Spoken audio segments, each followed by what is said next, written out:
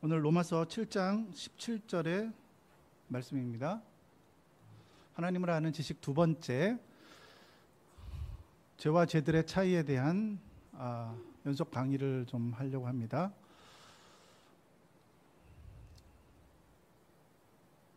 본문을 좀 띄워주시겠어요? 네, 우리 함께 읽읍시다. 시작. 이제는 그것을 행하는 자가 내가 아니요 내 속에 거하는 죄니라. 네.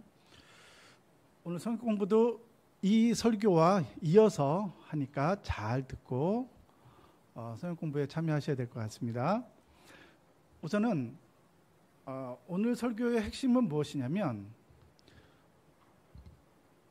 복음이라고 하는 것은 그러니까 복음을 이해하기 위해서는 우선은 죄와 죄들이 어떻게 다른지를 이해를 해야 되고, 또한 그것이 어떻게 하나로 합쳐지는지에 대해서 이것을 먼저 이해해야 돼요. 그런데 두 번째 거는 조금 더 난이도가 있기 때문에 첫 번째 것만 우선 이해하면 됩니다. 왜냐? 여러분들은 대다수가 모태신앙이에요. 모태신앙의 좋은 점은 하나님의 말씀에 대해서 순종적인 태도를 가지고 있어요. 그런 면이 되게 좋아요. 근데 못된 신앙이 되면은 이 거듭나기가 굉장히 어려운 사람들이 많아요. 왜 그러는지를 오늘 설교를 들으면 잘 이해가 될 거예요. 교회를 오래 다니게 되면은 여러분들은 너무나 많은 복음과 많은 설교를 듣게 돼요. 그러면서 한 가지 혼란에 빠지는데, 그것이 첫 번째, 그 복음의 시작인 죄와 죄들이 어떻게 다른지를 이해하지 못한 채 여러분들은 성경 안으로 들어와서 교회 생활을 시작하게 돼요. 그러고 나서 나는 거듭났다고 생각하고 예수를 믿고 있으니까 나는 거듭났다고 생각했는데, 나는 계속해서 죄를 짓고 있는 나를 발견하게 돼요. 그리고 자신의 이러한 모순된 삶 가운데 자신도 힘들고, 매주 죄를 짓고 회개하고 죄를 짓고 회개하는 이런 반복적인 삶에 처음에는 여러분들의 양심이 반응하기 때문에 여러분들은 처음에는 괴롭고 힘들어서 회개도 하고 눈물도 흘려요. 그런데 10년, 20년 지나다 보면은 다 그렇게 하는 거지 뭐. 다 그렇게 신앙생활 하는 거 아니야? 그러면서 무뎌져요. 그러면 이제 그때부터 큰 문제가 발생하기 시작하는 거죠. 그 모든 신앙의 문제는 첫 번째, 죄와 죄들에 대한 이해함 없이 복음을 받아들이고 복음 안으로 자신이 들어왔다고 생각을 하는 거기 때문에 그래요. 사실은 그 사람은 복음을 거의 아는 바도 없고 복음에 대해서 거의 아는 바가 없는데 자신은 안다고 생각하는 거예요. 그 문제 때문에 그런 거예요. 설명을 좀 해볼게요. 죄와 죄들은 굉장히 다른 차이점을 가지고 있어요. 죄는 sin이라고 그러고, 영어로 sin이라고 그러고, 죄들은 sins예요. sin은 단수이고 sins, 그것은 복수예요. 그렇죠? 굉장히 단순하죠? 그런데 여러분들이 이 죄와 죄들을 구분하는 차이점과 이것을 구분하는 능력을 선제적으로 지녀야 되는데, 첫 번째, 죄란 무엇이냐면, 죄는 여러분들이 행한 어떤 나쁜 행동들을 가르쳐서 죄라고 말하지 않는다는 거예요. 그럼 죄란 무엇이냐면, 다시 말할게요. 여러분들이 행동한 어떤 것들이에요. 그러니까 여러분들이 생각할 수 있는 100만 가지의 나쁜 일들이 있죠? 그 어떤 나쁜 일들을 행한 것을 성경은 죄라고 말하지 않는다는 거예요. 죄란 무엇이냐면, 죄는 우선 내가 아니에요. 내가 아닌데, 죄는 내 영혼 안에 거하는 하나의 독립된 개체예요. 다시 말합니다. 죄는 무엇이냐면 내 영혼 안에 거하는 하나의 독립된 개체이며, 그 개체로서 존재하는 죄는 경향성으로서 외부적으로 나타나게 돼요. 그러니 여러분들이 중요하게 생각해야 될 두 가지 단어가 여기 있어요. 죄란 무엇이냐? 첫 번째, 독립된 개체예요. 그것은 내가 아니에요. 독립된 개체로서 내 영혼 안에 거하는 그 죄라고요. 그 한 죄. 그래서 신이라고 말하지 않고 성경에서는 늘 더 신이라고 말해요. 그 한 죄라고 말해요. 그리고 그 죄로부터 나오게 되는 수백만 가지의 악행들, 인간이 행할 수 있는, 여러분들이 상상으로 지을 수 있는 모든 죄악들, 그러니까 실체화되어서 이 세상에 나타나는, 이 3차원의 공간에 나타나게 되는 이 모든 죄악들을 향해서 그것을 총칭해서 죄들이라고 그래요. 그것을 정욕이라고도 성경은 말하고, 때로는 악이라고도 말하고 악행이라고도 말해요. 그 모든 용어들을 총칭해서 죄들이라고 그러는 거예요. 그러니까 이 둘은 근본적으로 다른 거예요. 그런데 사람들은 기독교가 이 부분에 있어서 다른 종교와 근본적으로 다른 것이에요. 그러니까 모든 종교는 죄가 있고 인간이 죄를 지었고 그 죄의 문제를 해결해야 된다고 그래요. 그래서 네팔의 종교는 오체투시를 해가지고 그 라사에 있는 그 어디예요? 그 라사 포탈라궁이죠. 거기까지 가서 뭔가를 해야 되는 거예요. 그래야지만 자기의 업보와 죄의 문제가 해결된다 그러고, 힌두들은 나의 죄의 문제를 겐지스강에 가서 씻어야 된다 그러고, 무슬림들은 성지에 가서 그것을 돌아야 돼요. 성지를. 자기 인생에 한 번은 가서 거기를 돌아야 되는 거예요. 그러니까 각 종교마다 죄들에 대한 죄들, 자기의 악한 행동들에 대해서 그것을 해결할 수 있는 방법들을 제시하는 거예요. 그러니까 기독교는 죄들의 문제를 해결하기 위해서 예수를 믿으라고 가르치는 거예요. 믿습니까? 아멘 하면 안 돼. 이 부분에서 아멘을 하면 안 돼요. 그럼 복음이 아니기 때문에 그런 거예요. 기독교는 다른 종교와 마찬가지로 여러분들이 그릇 행동한 몇 가지의 나쁜 행동들 때문에 예수를 믿으라고 말하는 게 아니에요. 그 복음이 아니라고요. 모태신앙 손 들어봐요.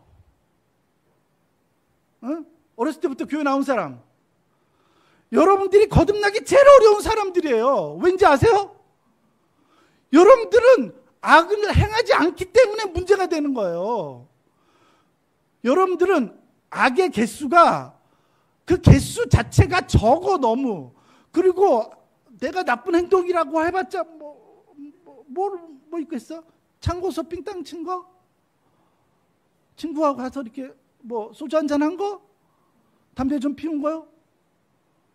그러니까 지금 그것 때문에 우리 주님이 돌아가셨다고 말하고 싶은 거예요? 그러니까 여러분들이 그런 생각을 갖기 때문에 내가 왜 예수를 믿어야 되는지도 모르고, 여러분들의 친구들도 왜 예수를 믿어야 되는지 여러분들이 설명을 못하는 거예요. 여러분들이 그릇 행동한 몇 가지의 죄들의 문제 때문에 우리 주님께서 죽으신 게 아니라고요. 그건 근본적으로 복음을 이해하지 못하고 있는 거예요. 죄는 그런 게 아니에요. 죄는 나의 영혼 안에 거하는 하나의 독립된 개체예요. 마치 인간과 같이 인격 스스로 생각하고 스스로 사고하고 스스로 계획하며 스스로 자기의 길을 성취해 가요. 그것이 죄예요. 근데 문제는 성경은 그것이 네가 아니라고 말하는 거예요. 내가 아니라고요. 어떤 사람은 그것이 나의 죄된 본성이라고 말해요. 여러분이 아니라고요. 내가 아니라고요. 그걸 먼저 인정해야 돼요. 오늘 성경이 뭐라고 그러죠? 이제는 내가 원하는 것을 행하지 않고, 그 전절은 이렇게 되어 있어요. 만일 내가 원치 않는 것을 행하면 내가 율법이 선하다는 것에 동의하노라. 그러나 이제는 그것을 행하는 자가 더 이상 내가 아니요 내 속에 거하는 죄니라. 나는 하나님의 선을 행하고 싶은데 내 육체는 나를 끌어잡아서 하나님이 원하지 않은 악을 행하도록 해요. 그런 모순 가운데 인간이 살아가는데, 그 가운데에서 여러분들이 고백해야 되는 것은 무엇이냐면, 첫 번째, 그 죄는 내가 아니라는 거예요. 그럼 그건 뭐예요? 죄다. 바울이 이렇게 설명하는 거예요.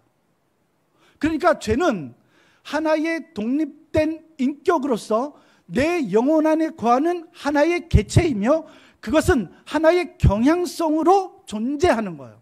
그러니까 죄를 여러분들이 행한 어떤 것으로 이해하면 안 되는 거예요.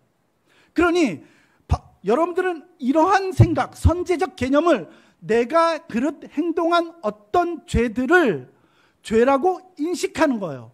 그러고 나서 그 죄를 위해서 주님이 죽으셨고 나는 그 죄를 회개했고 예수님은 나의 죄를 위해서 죽으셨으니 나의 죄는 씻겨졌고 그래서 나는 깨끗해졌다, 이렇게 생각하는 거예요. 그는 복음에 대한 요만큼의 이해밖에 안 되는 거예요. 그거 아니라고요. 그런 사람들은 결단코 로마서를 이해할 수가 없어요. 아무리 읽어도 이해할 수 없어요. 왜냐? 로마서 1장에서부터 5장까지는 바로 죄들에 대한 설명이고 5장부터 8장까지는 바로 죄에 대한 설명을 하고 있어요. 죄는 무엇이냐면 바울은 그 두 개를 나눠서 설명하는데 이제 성경공부 교재에서 나올 거예요. 신약에서는 죄와 죄들을 늘 따로 설명하고 늘 죄에 대한 본문에 읽어보면 죄는 죄라고 표현하며 죄들은 죄들이라고 정확하게 설명되어 있어요. 죄는 우리를 다스리는 하나의 권세이며 능력이에요. 그러니까 바울은 로마서 7장에서 계속해서 무엇이라고 설명하냐면 죄는 우리를 다스린다고 설명해요. 죄가 우리를 다스리고 있는 거예요. 쉽게 설명해 볼게요. 그러니까 죄가 있어요. 우리의 영혼 안에 죄가 있고 우리의 자아가 있어요. 자아가 있어요. 죄가 우리를 사로잡아서 다스리는 거예요. 그러니까 우리는 죄의 종이 되어서 죄가 원하는 대로 살아가는 거예요. 이것이 바로 자연인의 삶이에요. 모든 거듭나지 못한 사람들은 바로 이러한 삶을 살고 있어요. 그러니까 죄가 그 사람을 다스리고 있는 것이에요. 그러니 그가 혹 선한 일을 할 수도 있고 선한 일을 행할 수도 있어요. 그렇지만 근본적으로 그는 죄의 다스림 가운데 있는 거예요. 마치 우리가 36년 동안이었죠. 36년 동안 일제치하에 있었고 그 일제치하에 있을 때 우리의 국적은 무엇이었어요? 대한민국의 사람이 아니었다고. 나는 대한민국 사람인데 누가 다스리고 있어요? 일본의 법이 우리를 다스리고 있는 거예요. 그러니까 우리가 거기서 대한독립을 만세를 외치면 그것은 불법한 일이 되는 거예요. 그러니까 죄가 우리를 다스리고 있는 거예요. 사로잡고 있고 그 사로잡고 있는 죄가 우리를 다스리고 있다 설명을 하는 거예요. 로마서 6장 6절에 이렇게 되어 있어요. 잘 들어보세요. 우리가 알거니와 우리의 옛사람이 예수와 함께 십자가에 못 박힌 것은 죄의 몸이 죽어 다시는 우리가 죄에게 종노릇하지 아니하려 함이다, 이렇게 되어 있어요. 그리스도께서 죽으심은 왜 그리스도께서 죽으셨어요? 우리로 하여금 다시 죄에게 종노릇하지 않게 하려 함이다, 이렇게 되어 있어요. 왜 그리스도께서 죽으셨죠? 바로 인간의 죄 때문이고 당신의 죄 때문인 거예요. 죄들의 문제가 아니라 인간은 근본적으로 죄의 문제가 있고 단 한 명도 예외 없이 죄의 다스림 가운데 있으며 그 죄의 다스림 가운데 있는 인간에게는 스스로 그 죄의 문제를 해결할 수 없다는 것이 성경의 가르침이에요. 그러니 구약에서부터 수없이 율법을 통해서 죄의 문제를 가르치고 바울이 뭐라 그랬어요? 율법을 통해서는 죄에 대하여서 우리가 죄의 문제가 있다는 것을 드러내주기만 한다는 거예요. 근본적으로 죄의 문제를 해결할 수 없다. 그것이 율법이 갖고 있는 한계인 거예요. 그러니 율법을 통해서 우리는 매번 제사를 지냄을 통해서 우리는 그 양의 피를 흘림을 통해서 우리가 얼마나 큰 죄악을 하나님 앞에서 행하고 있는지는 알고 있어요. 그래요. 우리는 제사를 지내고 또 제사를 지냄을 통해서 그것을 알게 되었어요. 근데 근본적으로 그 제사가 인간 안에 있는 죄의 문제를 해결할 수 있냐? 성경은 없다, 이렇게 말하는 거예요. 그래서 때가 참에 그분이 오셨고 그분을 통하여서 이 죄의 문제를 해결하게 된 것이에요. 그것이 복음이에요. 그러니 자신 안에 있는 죄 때문에 괴로워해 본 적이 없고 내가 행한 어떤 악행들은 괴로워하고 슬퍼하고 눈물 흘려 본 적이 있지만 내 안에 존재하는 죄 때문에 단 한 번도 울어본 적이 없고 고민해 본 적도 없고 내 인생을 그 죄 때문에 고뇌해 본 적이 없는 사람은 복음에 대해서 아는 바가 없는 거예요. 그는 그리스도에 대해서 아는 바가 없어요. 그가 갖고 있는 은혜라고 하는 것은 그리스도께서 죽으심이라고 하는 것은 결국은 이런 얄팍한 모든 종교가 갖고 있는 그 정도의 수준에서 복음을 이해하고 있는 거예요. 그러니 무슬림은 그런 방식으로 죄들의 문제를 해결하고, 힌두는 힌두들의 방식으로 죄의 문제를 해결하고, 기독교는 예수를 믿으면 내 죄의 문제가 해결된다, 이런 식으로만 이해하고 있는 거예요. 그러니 이러한 사람들이 거듭났다고 말하면서 복음 안으로 들어와서 왜 자신이 죄의 문제를 해결되지 않은 상태에서 끊임없이 자신이 죄를 반복해서 지는지 자기도 모르고, 그것을 가르치는 사람도 모르고, 아무도 모르는 거예요. 단 한 번도 진지하게 성경을 들여다보지 않기 때문이에요. 성경은 죄가 그런 것이 아니라고 말하는 거예요.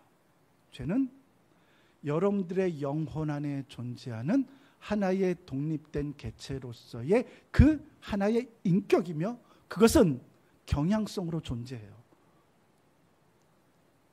그러니 그 죄를 자각하는 것이 선행돼야 돼요.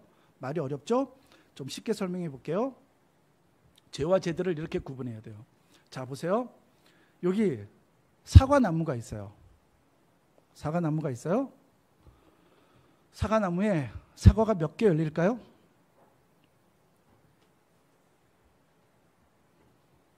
응? 보통 한 300개 정도 열려요.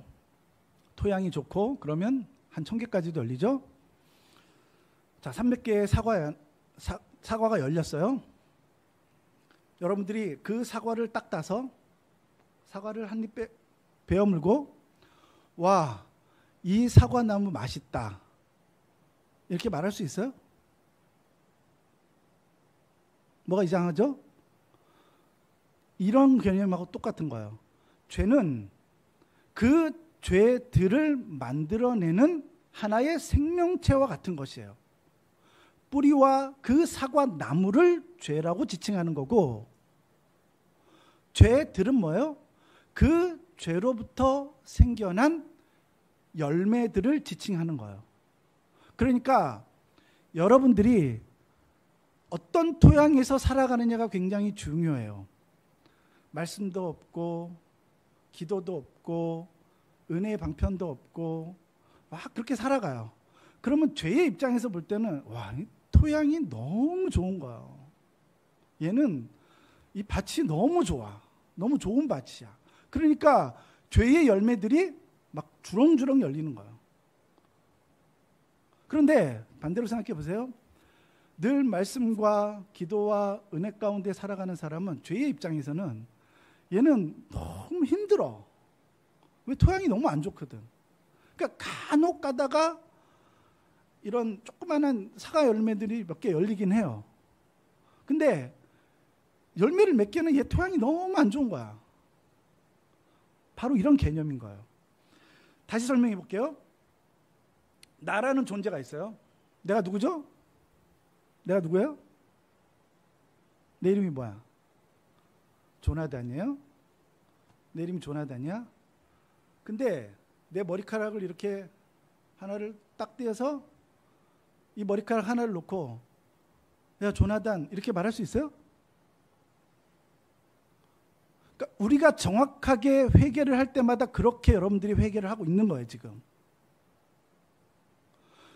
주님께서 죄를 회개하라고 했더니 여러분들은 계속해서 여러분들이 그릇 행동한 어떤 것들을 회개하고 있는 거예요.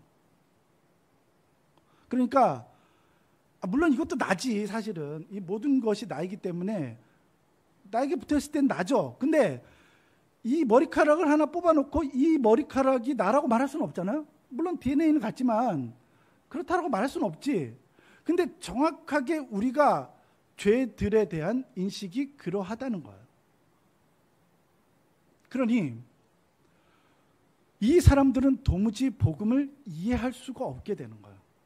왜? 특별히 모태신앙들. 모태신앙은 죄의 개수가 너무 적어.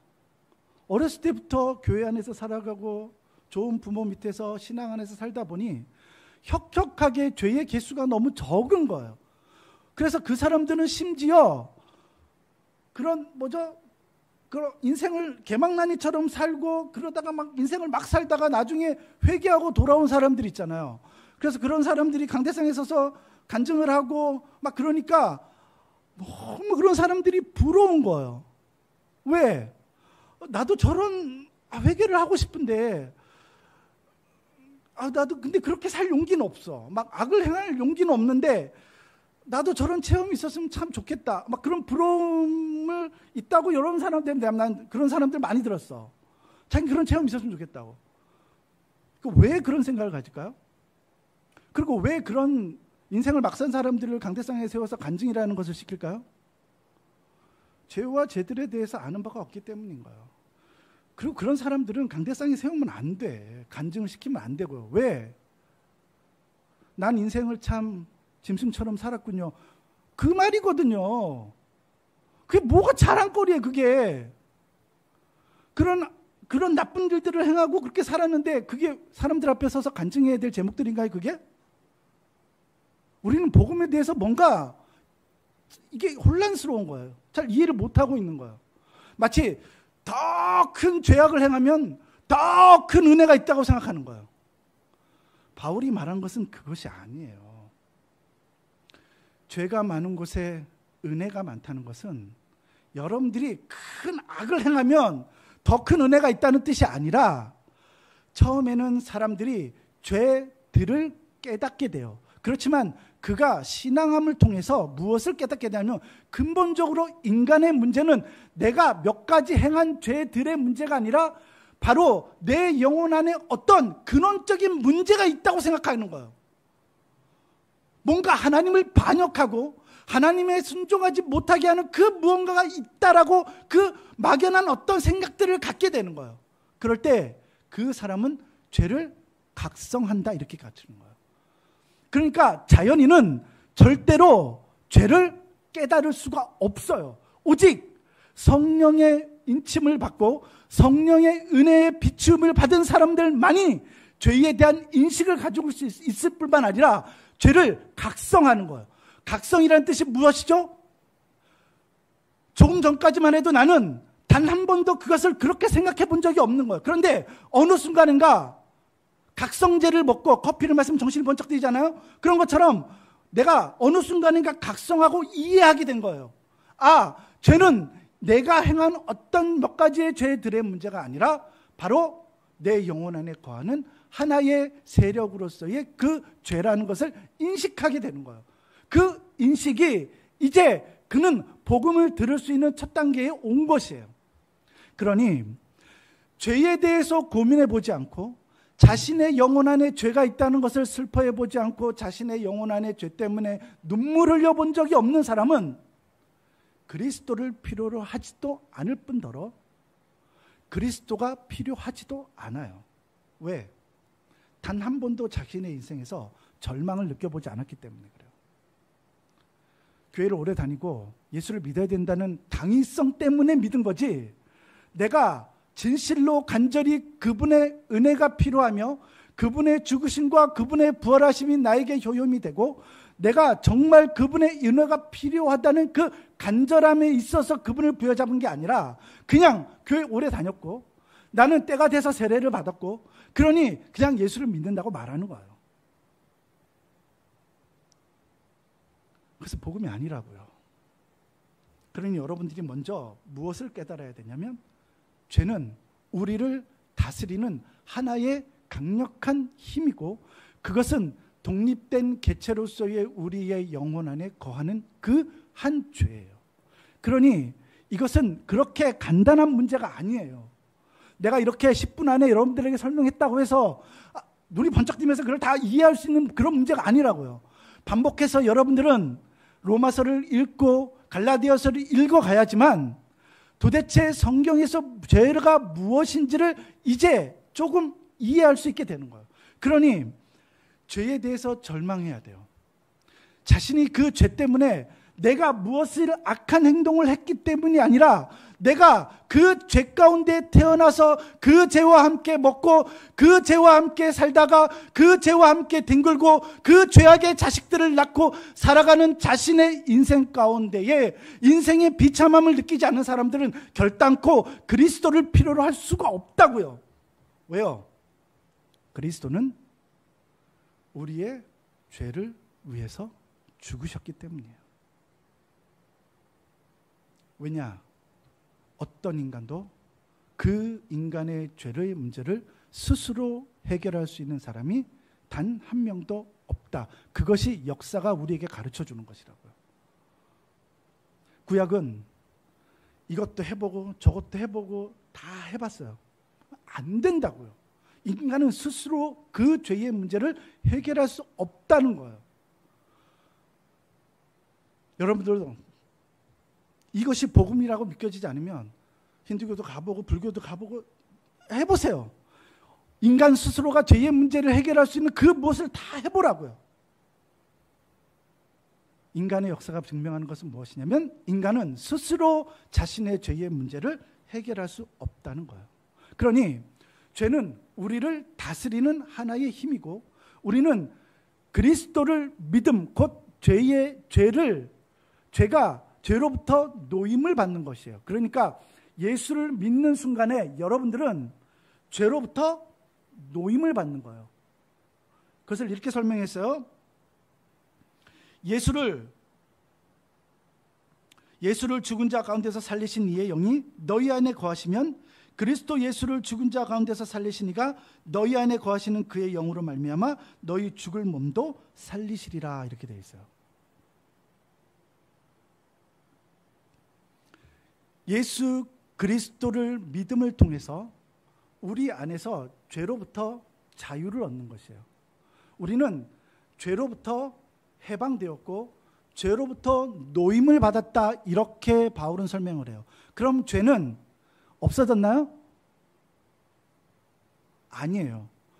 죄는 여전히 우리의 영혼 안에 거하고 있고 우리의 영혼과 함께 존재하고 있다고요. 그런데 다만 그리스도를 믿음을 통하여서 우리는 그 죄로부터 노임을 받았고 죄책, 곧 죄에 대한 책임으로부터 건져냄을 받게 되는 거예요. 자유함을 얻게 되는 거예요. 그 죄에 대한 책임으로부터 책임이 그 죄는 네가 아니다. 하나님께서 인정해 주신다고요. 그러니 죄는 여전히 우리 안에 있고 나는 그리스도 안에서 살아났고 나의 자아는 살아났고 죄는 여전히 우리 안에 존재하고 있으며 우리 안에서 성령께서 우리와 함께 하심을 통하여서 우리는 그 성령을 의지함을 통해서 다시 죄에게 종노릇하지 않고 죄가 시키는 대로 살아가지 않도록 하는 거예요. 성령은 왜 우리 안에 계시죠? 왜 우리와 함께 하시죠? 다시 죄에게 종노릇하지 않게 하려 함이에요. 그러니 신자가 거룩한 삶을 살고자 하고 성결한 삶을 살고자 한다면 그가 첫 번째로 해야 되는 것은 자기의 의지로 그러한 삶을 살고자 해야 되는 것이 아니라 바로 성령을 의지해야 돼요. 성령을 의지함을 통해서 우리는 죄로부터 노임을, 죄로부터의 승리를 경험하게 되는 것이에요. 그렇죠. 그러니까 두 번째 우리는 기억해야 되는 게 죄와 죄들을 이제 구분하게 되었고 이해하게 되었어요. 그러면 우리는 죄를 미워해야 돼요. 그 죄가 미워요. 마치 우리가 죄로 일본의 36년 지배에서부터 해방이 되었어요. 그렇죠? 해방이 되었다고요. 그러고 나서 우리는 여전히 그 죄의 문제, 그러니까 그 지배 아래 있었던 그 역사적 사실 앞에, 그리고 그것에 대해서 용서를 구하지 않는 저 사람들 앞에 화가 나는 거예요. 그렇죠? 똑같은 거예요. 그러니까 우리는 죄의 다스림 가운데 살아오던 지난 날들에 대한 후회와 참회함 때문에 그 죄를 미워하게 되는 거예요. 그러니 거듭난 신자의 첫 번째 특징은 뭐냐면 죄를 미워하는 정서적 변화가 그 안에 일어나는 거예요. 죄를 미워한다고요. 죄를 싫어하는 거예요. 그게 첫 번째 특징이에요. 죄를 너무 싫어하는 거예요. 죄를 혐오하고 더 나아가서 죄에 대해서 너무너무 싫은 감정을 느끼는 거예요. 조나단 에드워드의 회심 이야기를 읽어보면 4년 11개월 된 피비 바틀렛이라고 하는 어린 소녀가 있었어요. 그가 이 조나단 에드워드의 복음을 듣고, 조나단 에드워드라고 하는 목사님이 계십니다. 2차 대각성을 이끌었던 400년 전의 인물이에요. 미국 사람입니다. 그 사람의 설교를 듣고 그 아이가 회심을 경험하면서 하나님께서 내가 행한 어떤 죄들 때문이 아니라 내 영혼 안에 거하는 죄 때문에 하나님이 나를 싫어하신다는 그 마음이 들었어요. 그리고 그 아이가 그 설교를 듣고 나서 어느 날 번쩍더미니까 창고에 들어가서 막 울기 시작하는 거예요. 기도를 하는데 부모가 너 왜 이렇게 우니? 이제 그만 울어도 괜찮아. 부모가 귀를 달래도 이 피비 바틀렛이라는 소녀가 계속해서 우는 거예요. 그리고 자신이 행한 어떤 죄가 생각이 난 거예요. 그게 뭐냐면 바로 옆집의 농장에 살구나무의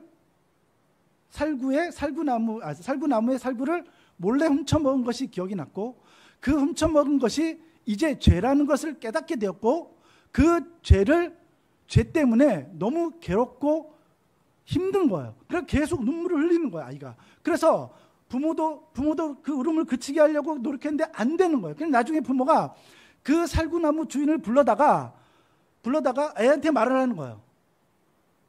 이제 주인이 와서 이제 괜찮다고 하니 그만 눈물을 그쳐라 라고 말해도 그 아이는 계속해서 눈물을 흘리는 거예요. 왜냐? 내가 그것을 훔친 것이 문제가 아니라 내가 그것을 행한 것 때문에 하나님을 마음을 아프게 했다는 그것이 너무나 큰 고통이라고 계속해서 눈물을 흘리는 거예요. 그리고 그 회개가 있고 난 다음에 몇 년 동안 살구도 먹지 못하는 상태가 되어버렸어요. 이것이 바로 참된 회개예요. 다시 말할게요. 그러니 인간은 첫 번째 우리에게 필요한 것은 뭐냐면요, 우리는 처음에 죄들을 인식함을 통해서 다음에 죄들을 깨닫게 되고, 죄들을 깨닫게 되면 죄들 때문에 하나님께서 얼마나 그 죄를 미워하시는지에 대한 정서적 동화가 일어나요. 정서적 동화가 일어난다고요. 그러고 난 다음에 그 사람은 하나님의 마음을 갖게 되는데, 그 하나님의 마음이라는 것은 하나님과 같은 마음으로 그 죄를 싫어하고 미워하는 정서적 상태에 놓인다는 뜻이에요. 그 말의 뜻이. 그것을 의미하는 거예요. 그래서 잘 들어보세요. 어떤 초신자들이 이런 말을 해요. 아니, 예수를 안 믿는다고 지옥에 보내는 이런 기독교는 너무한 거 아니냐. 아니, 예수님을 안 믿는다고 지옥을 보내면 이게 어떻게 하나님의 사랑이냐? 그걸 하나님의 사랑이라고 말할 수 있냐? 아니, 예수 안 믿는다고 해서 그를 지옥을 보내버리고 그러면 그게 하나님의 사랑이라고 말할 수 있어요? 그 질문 자체가 잘못된 거예요. 그가 지옥에 가는 이유는 예수를 믿지 않았기 때문이 아니에요. 예수님은 끊임없이 말한다고요. 그 죄를 버리라고 말하는 거예요. 인간은 죄와 함께 태어나서 죄와 함께 살고 죄와 함께 뒹굴다가 죄악의 자식들을 낳고 그 죄와 함께 죽기를 원하는 그 본성을 가지고 있다고요. 그러니 복음은 말하는 거예요. 그 죄를 버리라고요. 그 죄를 버리라고요. 그런데 그 끝까지 죄를 버리지 못하고 그 죄를 가슴에 품고 그 죄와 함께 죽기를 원하는 것이 바로 인간의 본성인 거예요. 그런 사람인들, 하나님인들 어떻게 하겠냐는 거예요. 하나님이 어떻게 할 수 있겠냐는 거예요. 그런 사람들조차도 하나님이 구원해야 된다면 사단도 천국에 들어갈 수 있다고 말하는 거랑 똑같은 거예요. 어떻게 하나님께 그것을 요구할 수 있겠냐는 거예요. 복음은 말하는 거예요. 죄를 버리라고요. 그 죄와 함께 먹고 마시고 그 죄와 함께 뒹굴던 그 삶을 종지부를 찍고 이제 그리스도께로 돌아서서 그 죄와 나는 상관이 없고 나는 그 죄에서 해방되었고 나는 죄가 다시 나를 다스릴 수 없다고 말하는 거예요. 그게 거듭난 사람들이라고 말하는 거예요. 내가 거듭났다고 말하는데 죄와 함께 먹고 여전히 죄와 함께 마시고 죄와 함께 뒹굴다가 마지막까지 그 죄와 함께 죽기를 원하는 거예요? 죽기 3일 전에 예수님께 진하게 한번 회개하고 그러고 가겠다는 거예요? 그럼 천국에 갈 수 있다고 생각하는 그런 얄팍한 생각을 갖고 살아가는 게 바로 인간들이라고요.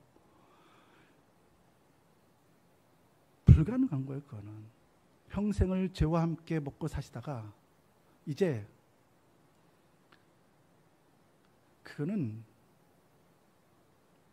그러니 복음이라는 것은 무엇이냐면 여러분들이 죄를 깨닫고 그 죄를 미워함 가운데까지 나아가야 돼요. 그 죄가 미움의 정서적 상태가 신자 안에 있어야 된다고요. 그것이 너무 싫어야 돼요. 여러분들 죄를 미워합니까? 왜 아멘 안 해?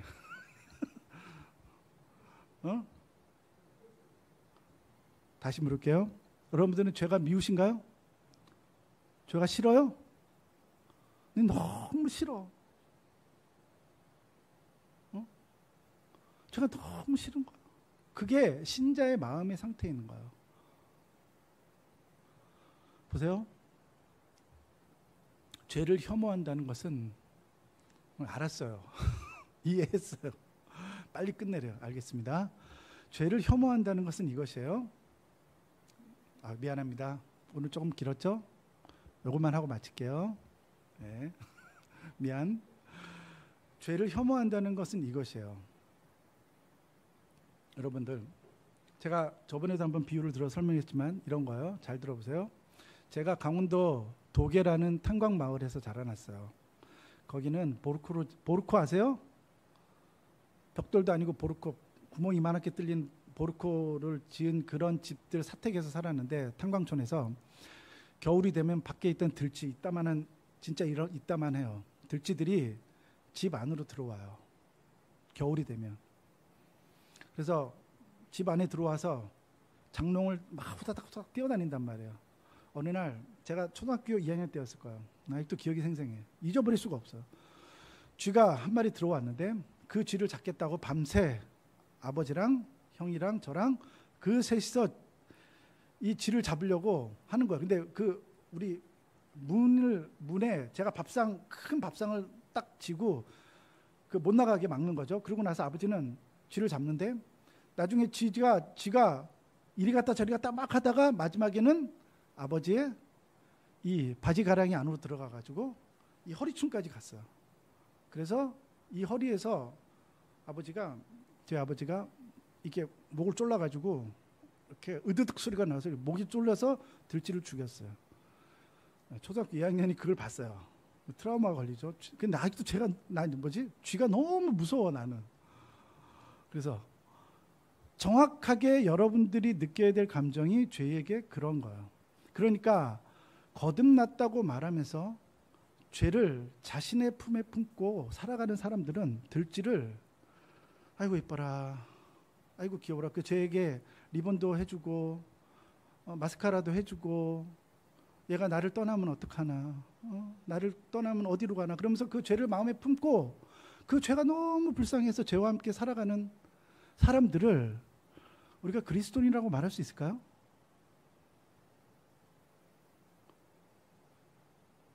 그것이에요, 문제는.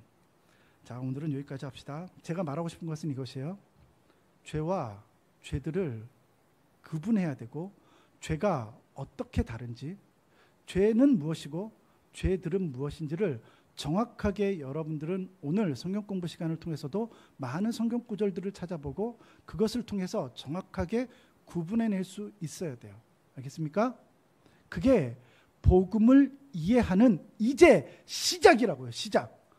그것이 복음의 끝이 아니라 그것을 이해할 때만 여러분들은 이제 복음을 이해할 수 있게 되는 거예요.